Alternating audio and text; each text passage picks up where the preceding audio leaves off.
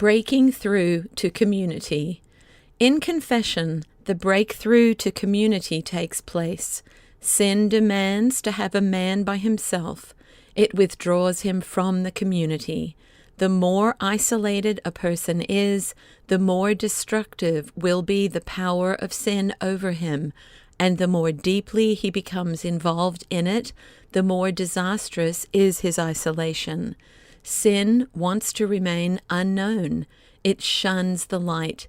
In the darkness of the unexpressed, it poisons the whole being of a person.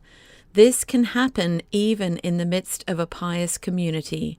In confession, the light of the gospel breaks into the darkness and seclusion of the heart. The sin must be brought into the light. The unexpressed must be openly spoken and acknowledged. All that is secret and hidden is made manifest. It is a hard struggle until the sin is openly admitted. But God breaks gates of brass and bars of iron. Psalm 107:16. Since the confession of sin is made in the presence of a Christian brother, the last stronghold of self-justification is abandoned. The sinner surrenders. He gives up all his evil.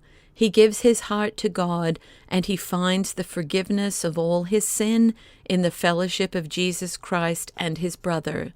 The expressed, acknowledged sin has lost all its power.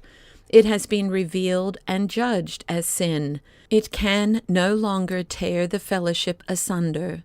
Now the fellowship bears the sin of the brother. He is no longer alone with his evil, for he has cast off his sin in confession and handed it over to God. It has been taken away from him. Now he stands in the fellowship of sinners who live by the grace of God in the cross of Jesus Christ. Now he can be a sinner and still enjoy the grace of God. He can confess his sins and in this very act find fellowship for the first time. The sin concealed separated him from the fellowship, made all his apparent fellowship a sham. The sin confessed has helped him to find true fellowship with the brethren in Jesus Christ.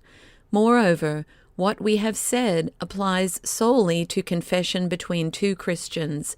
A confession of sin in the presence of all the members of the congregation is not required to restore one to fellowship with the whole congregation. I meet the whole congregation in the one brother to whom I confess my sins and who forgives my sins. In the fellowship I find with this one brother, I have already found fellowship with the whole congregation. In this matter, no one acts in his own name nor by his own authority, but by the commission of Jesus Christ. This commission is given to the whole congregation, and the individual is called merely to exercise it for the congregation. If a Christian is in the fellowship of confession with a brother, he will never be alone again anywhere.